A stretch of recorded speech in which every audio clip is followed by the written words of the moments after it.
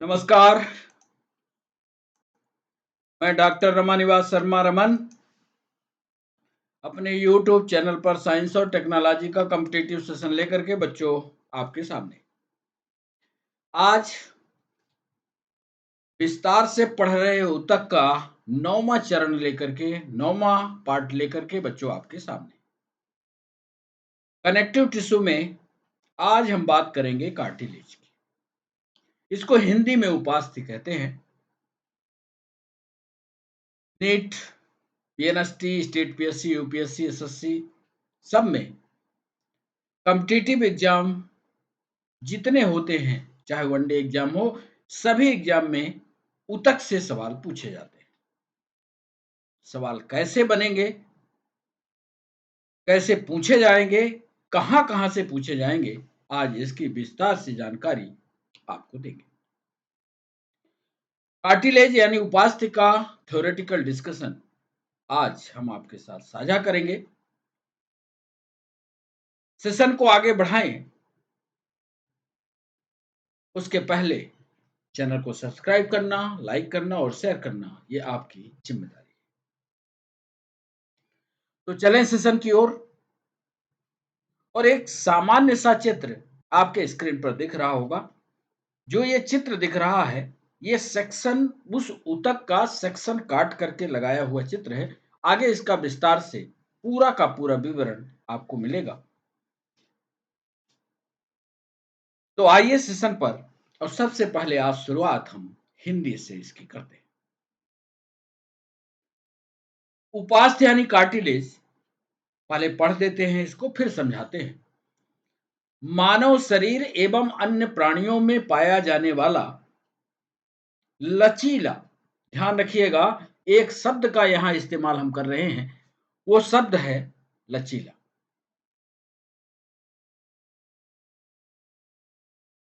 लचीला शब्द का मतलब है कि जिसको हम चाहें जिधर चाहें उधर मोड़ सकते हैं। यानी लचीला शब्द का इस्तेमाल जो हम कर रहे हैं उसको आप समझने की कोशिश कीजिएगा। तो उपास्थि मानव शरीर एवं अन्य प्राणियों में पाया जाने वाला लचीला संयोजी ऊतक है। यह हमारी मज्जा में स्थापित कॉन्ड्रोसाइट्स कोशिकाओं के बने होते हैं। ये सारे बिंदु जितने आपको ब्लैक और ब्लू दिख रहे हैं, ये सारे ऑब्जेक्टिव पॉइंट्स हैं। तो इनको समझने की जरूर कोशिश कीजिएगा। जैसे ये वाला कनेक्टिव टिश्यू का ये पॉइंट, कार्टिलेज क्या है या ये ऊतक क्या है इसकी, और हमारी बोन मैरो या शरीर में स्थापित होती हैं कॉन्ड्रोसाइट सेल। ये जो ऊतक बनता है या कार्टिलेज जो बनता है, जो कनेक्टिव टिश्यू है, ये किसका बना होता है? याद रखिएगा, ये कॉन्ड्रोसाइट सेल। कान की हड्डी, अब हमने यहां पर आगे बढ़ करके कहां कहां उपास्थि मिलेगी आपको, ये उदाहरण दे रहे हैं। कान की हड्डी, कान ये वाला हिस्सा, नाक की हड्डी ये, जिसको आप मोड़ सकते हो, क्योंकि हमने पहले ही शर्त लगा दी है कि ये जो होगा वो लचीला होगा। देखो नाक मोड़ करके देख लो, लचीला है ना। ठीक।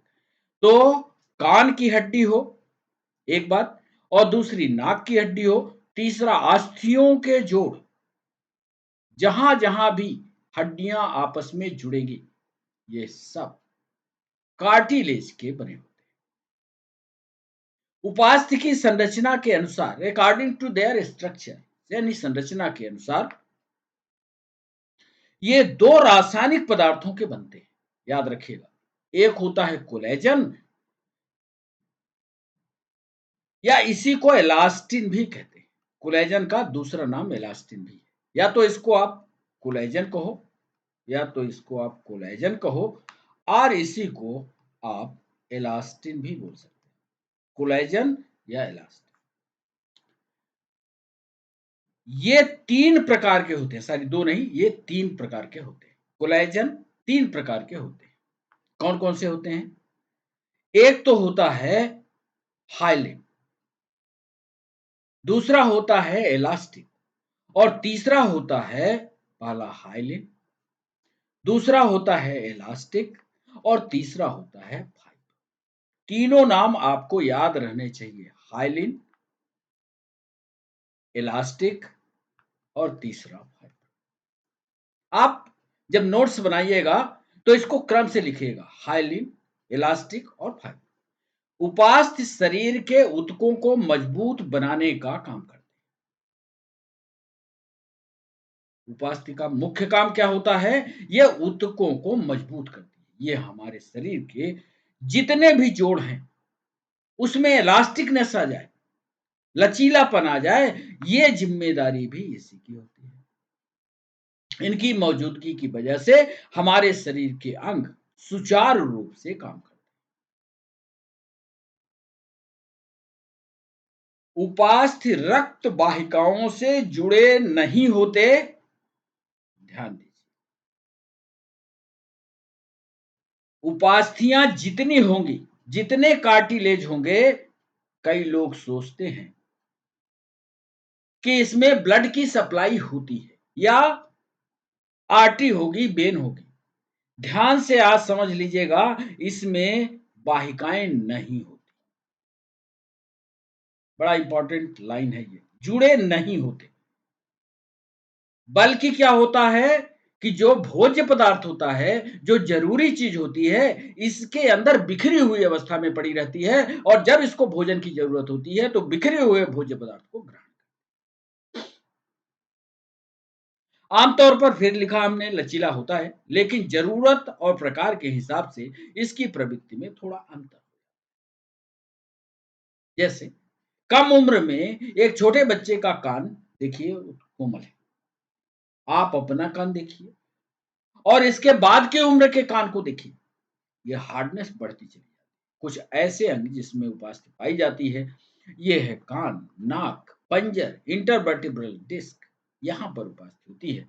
ये आप जानते हैं, पंजर का मतलब ये देख रहे हो, सांस लेते हो तो ये फैलता है, फूल फिर नीचे जाता है। तो ये सिर्फ हड्डी नहीं होती, ये क्या होती है? कार्टिलेज होती है। हड्डी में जरा सा भी फिसलन हुई तो गई। तो यहाँ पर हड्डी का ये छोटा सा बच्चा रहता है जो भविष्य में हड्डी बन सकता है, या हड्डी का प्रारंभिक रूप रहता है जिसे हम कार्टिलेज कहते हैं। तो एक कंसेप्ट तो आपको मिल गया कि हड्डी का बच्चा है या हड्डी का प्रारंभिक रूप है जिसे कार्टिलेज कहते हैं। ये कान में उपस्थित होगा, नाक में उपस्थित होगा, पसलियों में उपस्थित होगा और दो हड्डियों के बीच में जो गद्दी होती है, इंटरवर्टिब्रल डिस्क के रूप में पाई। आइए, तीन तरह की उपास्थि में, तीन तरह की उपास्थि होती है, कार्टिलेज होती है। कौन कौन सी? ये हमने अभी आपको बताया।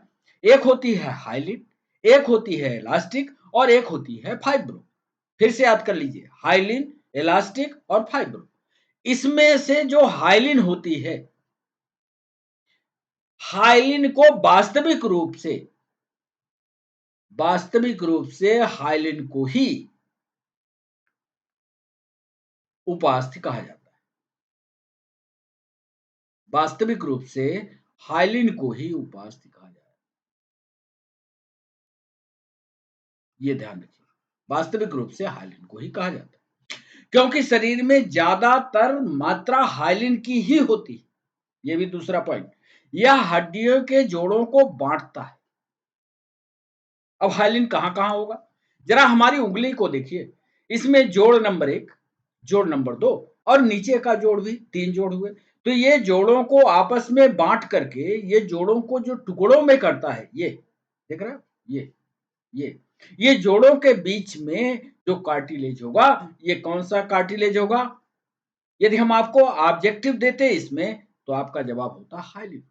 हम लिखते तीनों, कौन कौन लिखते? हाइलिन लिखते, फाइब्रो लिखते, इलास्टिक लिखते। तो जवाब होता हाइलिन, ज्यादातर हाइलिन होता है। यह हड्डियों को जोड़ों में बांटता है ताकि वो मुड़कर सहजता से काम कर सके। हाइलिन उपास्थि आमतौर पर कोलेजन फाइबर का, इसमें एलास्टिन फाइबर पाया जाता है। इस तरह के उपास्थि कान के बाहरी हिस्से, जिसे लैरिक्स कहते हैं, स्टेशियन ट्यूब में मौजूद होता है। उपास्थि कान के बाहरी हिस्से में, कान का बाहरी हिस्सा ये पिन्ना कहलाता है, समझ गए? ये पिन्ना में उपस्थित होता है। यूस्टेशियन ट्यूब यानी जो गले की नली होती है, इसमें भी उपस्थित होता है।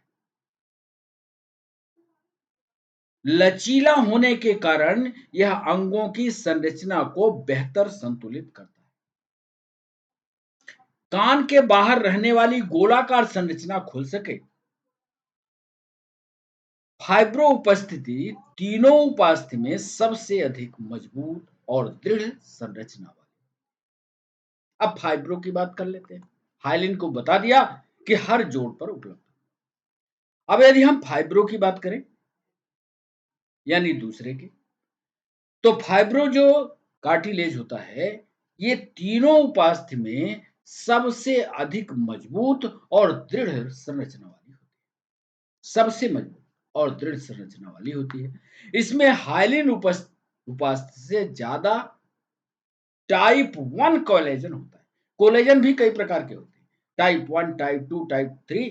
आपको इस पर विस्तार से नहीं ले जाएंगे, ना इस पर अभी सवाल पूछा गया है। हालांकि नीट पर ये सवाल हो सकता है, पर आप ये मानकर चलिए कि इसमें जो कोलेजन है वो कई प्रकार के होते हैं। इसमें ज्यादा एडवांस प्रकार का कोलेजन होता है। फाइब्रोब्लास्ट इंटरनल वर्टिब्रल डिस्क का निर्माण करते हैं। इसके अलावा ये सिराओं और अस्थिमज्जा की हड्डियों को जोड़ने का काम भी करते हैं। हाइलिन उपास्थि क्षतिग्रस्त होने पर फाइब्रो उपास्थि में बदल, ये भी बड़ा इंपॉर्टेंट सवाल है। हाइलिन जब कभी भी टूटती है, हाइलिन है कहां? घुटने में है, जोड़ पर है। यहां पर मान लीजिए कभी ये टूट गई, तो अगली जो उपास्थि बनेगी वो फिर से बच्चों हाइलिन नहीं बनती, वो क्या बन जाएगी? फाइब्रो बन जाएगी। और फाइब्रो जब बनेगी तो वो कैसी हो जाएगी? हार्ड हो जाएगी। हार्ड हो जाएगी तो आपका हाथ इस तरह से मूवेबल जो है वो आराम से नहीं। तो याद रखिएगा, जब कभी भी कोई जोड़ टूट जाता है तो उतनी स्मूथनेस नहीं रहती, उतनी ताकत नहीं रहती जितना पहले होती है, उतना लचीलापन नहीं होता जितना पहले।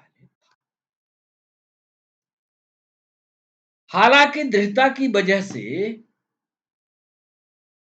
इसका वजन कम, चूंकि ये छोटी हो जाती है, ताकतवर हो जाती है, स्पेस कम लेती है, मात्रा इसमें भरे हुए पदार्थ की कम होती है, इसलिए वजन इसका कम। ये फाइबर की बात। अब आइए अंग्रेजी वाले बच्चों को कार्टिलेज के उन महत्वपूर्ण बिंदुओं को समझाते हैं कि है क्या और इसका काम क्या है। अंग्रेजी वाले बच्चों, cartilage is an important structural component of the body. ये बहुत महत्वपूर्ण संरचना है हमारे शरीर। It is frame tissue but is soft. ये एक प्रकार का ऊतक है, किंतु यह ऊतक कोमल है and much more flexible than, हड्डी की तुलना में अत्यंत कोमल है, चलायमान है। Cartilage is an connective tissue found in many area of body including. अब ये जो पांचों पॉइंट हमने लिखा, 1, 2, 3, 4, 5, ये पांचों पॉइंट ऑब्जेक्टिव में बच्चों पूछे गए।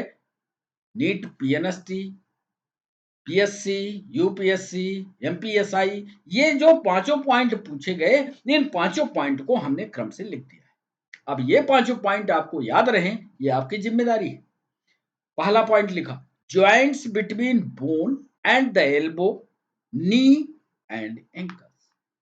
कहां कहां कार्टिलेज होगा जरा याद रख लें। एल्बो में होगा, एल्बो का मतलब ये, अब इसको क्या बोलते हो आप? कुहनी बोलते हो।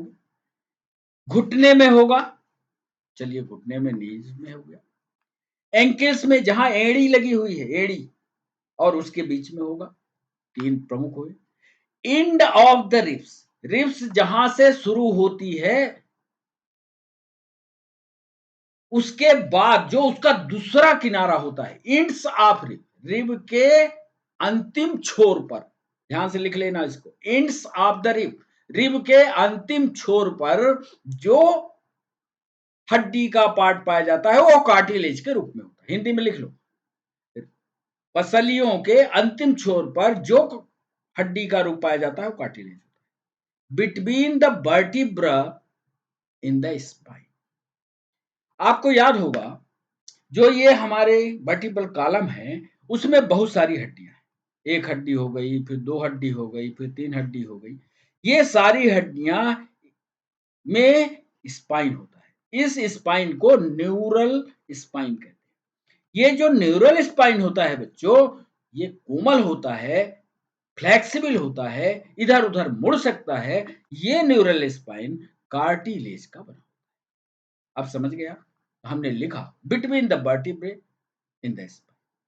ईयर्स एंड नोच, कान में होगा, नाक में होगा, ये देखो मोड़ रहे, ये देखो मोड़ रहे, अच्छे से मोड़ दो। ब्रैंकियल ट्यूब ऑफ एयरवेज,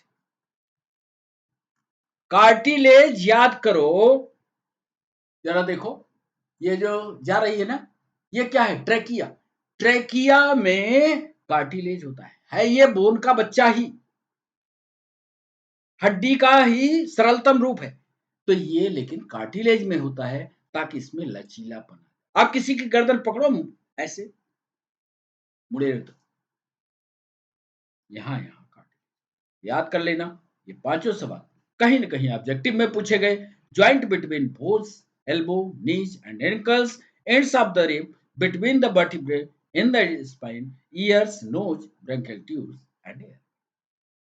एक पार्ट और किया कि इस कार्टिलेज का काम क्या होता है। कार्टिलेज का काम वही है जो हड्डी का है, लेकिन सशर्त काम है। पहला, सपोर्ट ऑफ बॉडी, पहला ही काम है इसका सपोर्ट ऑफ बॉडी। दूसरा काम है प्रोवाइड ए फ्रेमवर्क। मान लो ये कार्टिलेज ना होता तो ये कान इस रूप में क्या दिखाई देता, कभी नहीं देता। Provide attachment side of muscles, यदि कान में ये कार्टिलेज न होता तो पेशियां कैसे जुड़ती।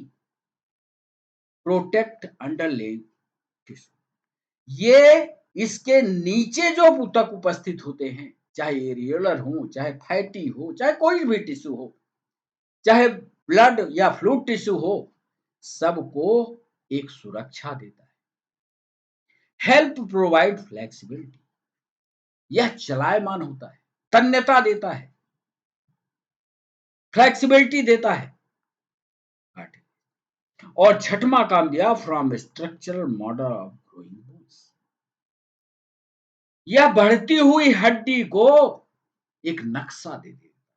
चलो हड्डी भाई, इधर से तुम बढ़ो, नक्शा हम बनाए देते हैं, आगे भविष्य में कार्टिलेज जो है वो हड्डी में रूपांतरित।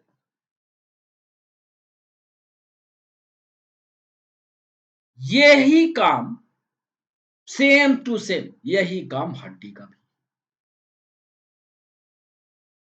तो यह ध्यान रखिएगा, cartilage functions support to the body, provide the framework, provide attachment site for muscle, protect underlying tissue, help provide flexibility from structural model for growing. Chondrocytes के द्वारा ये बनते हैं, इसकी जानकारी हमने आपको यहां पर दिया है। कहां दिया बच्चों, जब हिंदी में हम आपको पढ़ा रहे थे तब ये हमने दिया कि उपास्थ्य मानव शरीर अन्य प्राणियों में पाया जाने वाला लचीला संयोजी ऊतक है, यह हमारी मज्जा में स्थापित कॉन्ड्रोसाइट सेल्स के बने। अब चलिए हम आपको इस पन्ने पर कॉन्ड्रोसाइट समझा दें। Chondrocytes young or mature cells formed from chondroblast, एक मदर सेल बनेगी। एक मदर सेल जो बनती है, मान लो ये मदर सेल है, तो इसको कहते हैं कॉन्ड्रियोब्लास्ट। ये कॉन्ड्रियोब्लास्ट मदर सेल क्या बनाएगी? यंग और राउंड सेल, इलिप्टिकल, ये इलिप्टिकल सेल बनती है साइज में, elliptical, elliptical chondrocytes. Further in, they are round and appear in group of up to 8 cells. NEET का सवाल। ये लगातार कौन सी कॉन्ड्रियोब्लास्ट सेल्स जो इलिप्टिकल, यंग अथवा राउंड में परिवर्तित हो रही हैं, ये लगातार विभाजन करके एक गुच्छा बना लेती हैं, एक समूह बना लेती हैं या समूह में दिखाई पड़ती हैं। और ये जो विभाजन होता है ये समसूत्री प्रकार का होता है, लेकिन विभाजन की एक सीमा होती है और अधिकतम एक गुच्छे में 8 ही कोशिकाएं। ये जरूर नोट कर लेना। इनकी मैक्सिमम संख्या कितनी होती है? 8, 8 सेल्स। कई बार नीट ने इस सवाल को पूछा। माइटोटिक डिवीजन जब, यानी समसूत्री विभाजन जब एक कॉन्ड्रियोसाइट सेल में होता है। कॉन्ड्रियोब्लास्ट सेल एक कॉन्ड्रियोसाइट्स बनाई और एक कॉन्ड्रियोसाइट्स में जब लगातार माइटोटिक डिवीजन हुए तो 8 कोशिकाओं तक जो गुच्छा बना, वहीं तक फिर वो सीमित हो जाती है। 9वीं या 10वीं कोशिका नहीं बनेगी, 8 तक ही बनती है। Surrounded by space card. और ये 8 कोशिकाएं जो होती हैं, ये एक गड्ढे के द्वारा कवर होती हैं, जिनको लैकुना कहा। आइए इस चित्र पर हम आपको ले चलते हैं। यहां से ध्यान से देखो, यहां से ये कॉन्ड्रियोब्लास्ट सेल समसूत्री विभाजन के द्वारा 8 कोशिकाएं बनाती है। 3, 3, 6 और ये 2, 8 कोशिकाओं को, इन कोशिकाओं को क्या कहेंगे? Chondro chondrocyte. और इन कॉन्ड्रोसाइट सेल को कवर करता हुआ एक सरफेस एरिया, वैकेंट एरिया होता है, जिसको कहते हैं लैकुना, लिखा हुआ। और ये लैकुना एक तरल पदार्थ में, एक लिक्विड पदार्थ में एक एरिया से कवर होता है, जिसको मैट्रिक्स कहते हैं।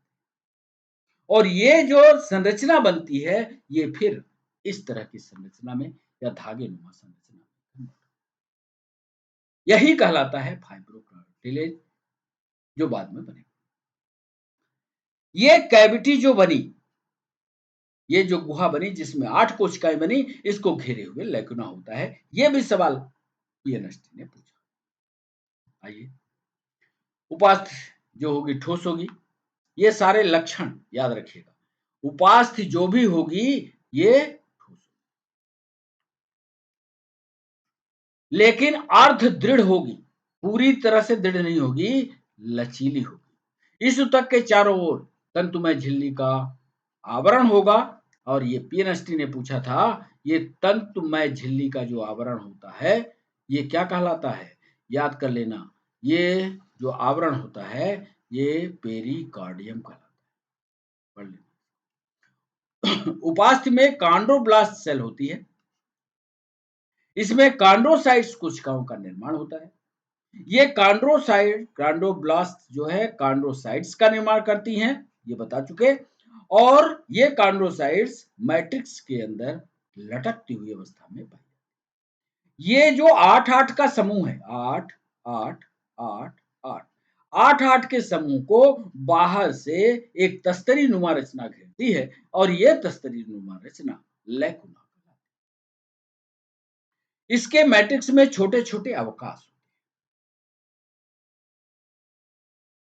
जिनको लैकुनी कहते हैं। मैट्रिक्स जिस पर ये लटक रही हैं, कोशिकाएं जिस पर तैरती हुई रहती हैं, इन्हीं कोशिकाओं के बीच में थोड़ा-थोड़ा जगह होती है, थोड़ा-थोड़ा स्पेस होता है और यही स्पेस इनका लैकुनी कहलाता है। ये देखो लैकुना। लेकुनी में 2 या 3 कॉन्ड्रोसाइट्स के गुच्छे उपस्थित होते हैं। हालांकि मैक्सिमम इसमें देखे गए हैं, इनमें मैक्सिमम की संख्या होती है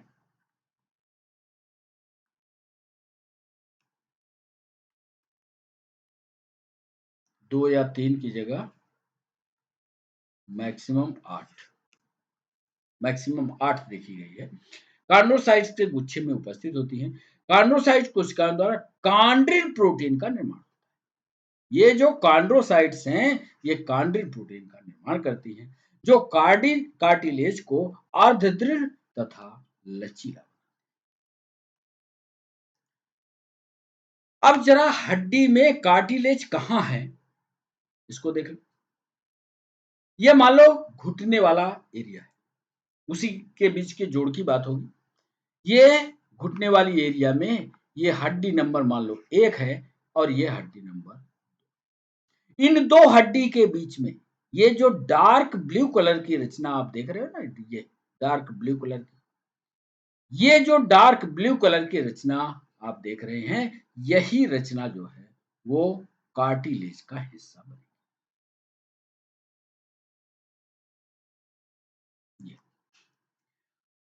और ये कार्टिलेज मुख्यतः हाइलाइन ही होती है, हड्डियों के जोड़ के पास। उधर हम डिस्कशन कर चुके हैं कि वो hyaline cartilage, hyaline fibrous elastic cartilage मुख्य रूप से होते हैं, उधर चर्चा हो चुकी है। To prevent wear and tear in joint, ये धक्कों से भी बचाती है और गीला भी रखती है उसको। To support trachea absorption of shock, घुटने में या जोड़ पर जब बहुत तेज धक्का लगता है तो चूंकि लिक्विडिटी होती है, चूंकि सॉफ्टनेस होता है, इसलिए धक्का बचता है। Cartilage is made up of precursor cells. Adult cartilage cells are located in matrix made up of adult chondrocytes and thick collagen and elastin. कुल मिलाकर के यहाँ ये समझना तीसरे पॉइंट में कि ये जो कोशिकाएं होती हैं कार्टिलेज की, ये कॉन्ड्रोसाइट्स से बनती है। कार्टिलेज इज सॉफ्ट, कार्टिलेज जो होता है वो सॉफ्ट होता है, pliable होता है, can withstand pressure. They are mostly found between, इनकी एक विशेषता ये है कि ये हमेशा ज्वाइंट के बीच में होंगे। Cartilage surrounded by fibrous membrane known as perica, जो हिंदी में उधर लिखा है उसकी अंग्रेजी है। हाइलाइन कार्टिलेज जो होता है उसकी पोजीशन देख लो, उसकी संरचना देख लो और उसका काम देख लो। कहां कहां हाइलाइन कार्टिलेज उपस्थित होगा, ये कॉम्पिटिटिव एग्जाम में कई परीक्षाओं में पूछा। कहां कहां होगा बच्चों, याद करो इसको। तो ये मुख्य रूप से ये रेप्स पर, मुख्य रूप से ये नाक पर है, स्वर यंत्र पर है, श्वास नली पर है, जोड़ों पर है, और फीटल कार्टिलेज, फीटस के साथ ये फीटल कार्टिलेज, ये याद रखना इसकी लोकेशन में। कंपोजिशन में इसमें कॉन्ड्रोसाइट सेल्स से ये मिलकर के बनती है। मेनली ग्लाइसोसेमिनोकेन्स, प्रोटियोकेन्स एंड ग्लाइकोप्रोटीन्स, इसका केमिकल कंपोजिशन भी पढ़े। नीट ने ये सवाल पूछा है, तो ये नीट के सवाल को पढ़े रहना। इसमें 3 चीजें मिलती हैं। ईसीएम, ईसीएम में glycosaminoglycans, proteoglycans and glycoproteins, that is collectively known as ECM. समझ गए? और इन्हीं ईसीएम से कॉन्ड्रोसाइट्स का निर्माण होता है। इनका काम क्या होता है, सॉक्स यानी जो बाहरी धक्के मुक्के हैं उनको एब्जॉर्ब करने की क्षमता इनमें पाई। क्यों कि ये जो कॉन्ड्रोसाइट सेल्स होती हैं इसमें पानी को भरे रहने की क्षमता ज्यादा होती है। Provide smooth surface for gliding action.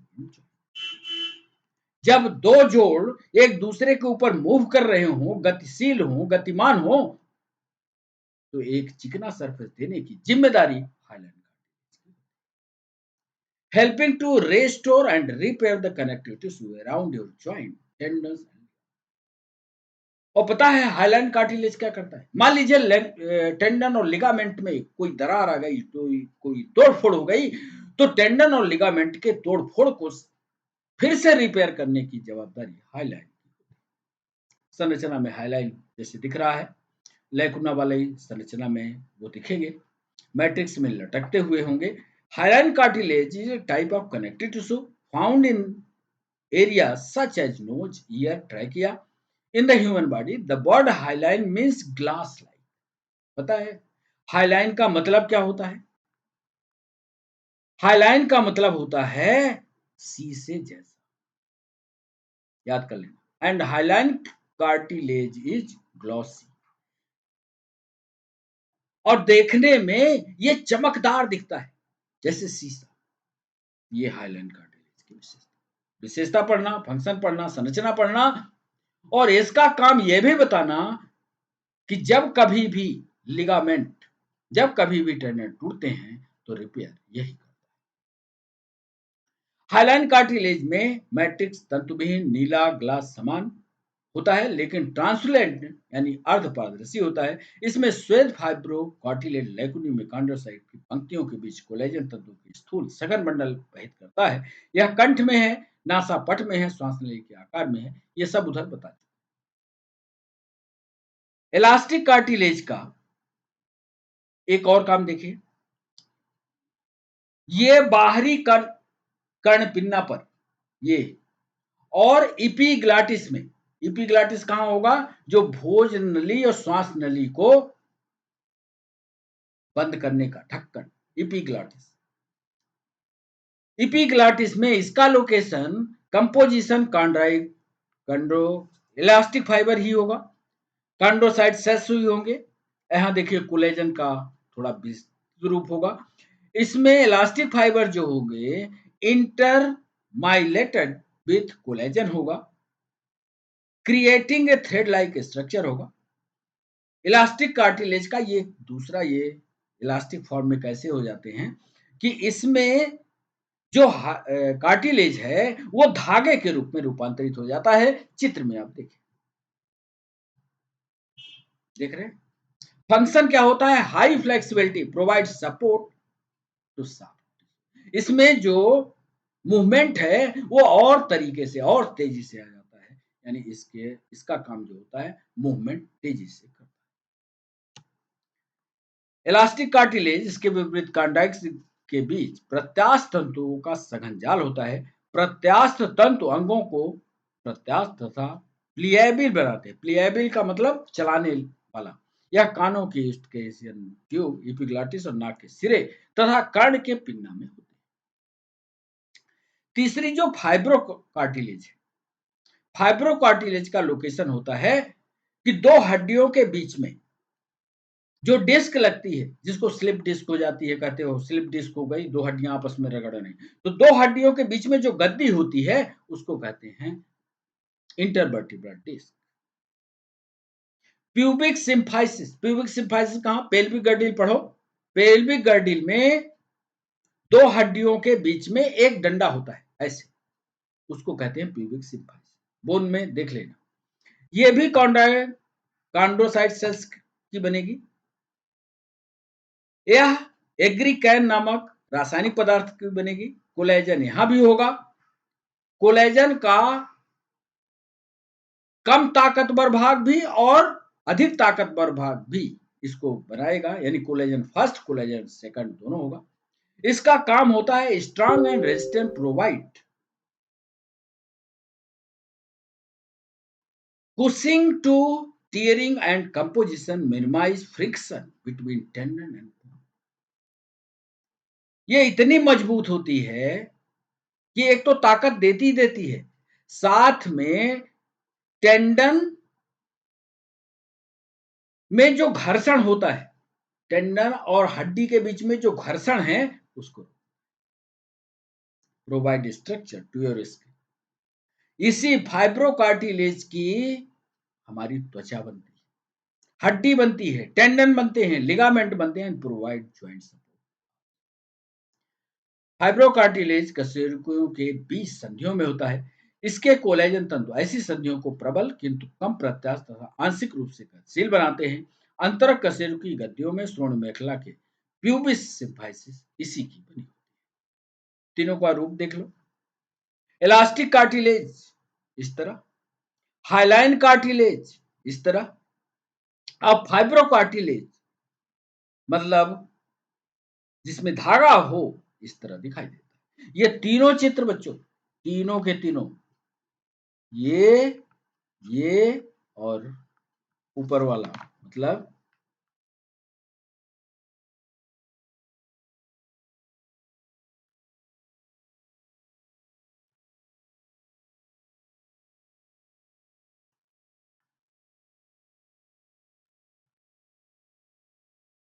कहाँ चला गया, ये 1 2 और ये तीसरा, ये तीनों चित्रों को थोड़ा पास से देख करके चित्रों के अंतर को देखा। इसमें धागेनुमा रचना दिखेगी, इसमें धागेनुमा ऐसी ऐसी दिखेगी। हाइलाइन कार्टिलेज, इलास्टिक कार्टिलेज से हाइलाइन वाला ये ज्यादा शरीर में पाया जाता है, कुछ ऐसी रचना दिखेगी। ये कहाँ कहाँ पाए जाएंगे, ये ऑब्जेक्टिव के सवाल है, तो इसीलिए हमने उसका चित्र भी बना दिया है। ये कान में है, ये वाला जो है नाक में है, पसलियों में है, नाक में है, पसलियों में है, और ये घुटनों में है, घुटनों में, और वर्टिब्री यानी ये जो वर्टिब्री होती हैं, ये क्या बोलते हैं इसको, वर्टिब्री लिख लो। ये जो वर्टिब्रल कॉलम होता है उसमें जो छोटी छोटी हड्डियां होती हैं, कशेरुकाएं, कशेर इसमें पाई। तो ये याद रखना, यहां से पूछेगा। 3 तरह के cartilage, elastic cartilage, hyaline cartilage, fibrocartilage. Elastic cartilage कान में, हाइलाइन कार्टिलेज शरीर के अधिकतम हिस्सों में, और फाइब्रो कार्टिलेज उन स्थानों में जहां पर जोड़ ज्यादा होते हैं, जैसे घुटने। इस तरह से ये सभी कार्टिलेज के पॉइंट को पढ़ना। साथ में एक सवाल आंसर राइटिंग के लिए आया था, इसमें उस सवाल को लिख नहीं पाए हैं। इलास्टिक कार्टिलेज, हाइलाइन कार्टिलेज और फाइब्रो कार्टिलेज, ध्यान से सुनना, इलास्टिक कार्टिलेज, हाइलाइन कार्टिलेज और फाइब्रो कार्टिलेज पर, तीनों पर 50-50 शब्द लिखिए। इलास्टिक कार्टिलेज, हाइलाइन कार्टिलेज और फाइब्रो कार्टिलेज पर 50-50 शब्द लिखिए। तो इस तरह से आज कार्टिलेज पर इतनी सारी जानकारी आपके साथ हमने साझा की, आपको निश्चित रूप से समझ आया होगा। आप हमारे साथ जुड़े, हमने हिंदी और अंग्रेजी दोनों रूपों में आज का पीडीएफ शामिल किया। कैसा लगा सेशन, ये जरूर आप अपने कमेंट सेक्शन में बताइएगा। और फिर आज के लिए बस इतना ही, कल होती है फिर मुलाकात। तब तक के लिए बच्चों बाय बाय, नमस्कार।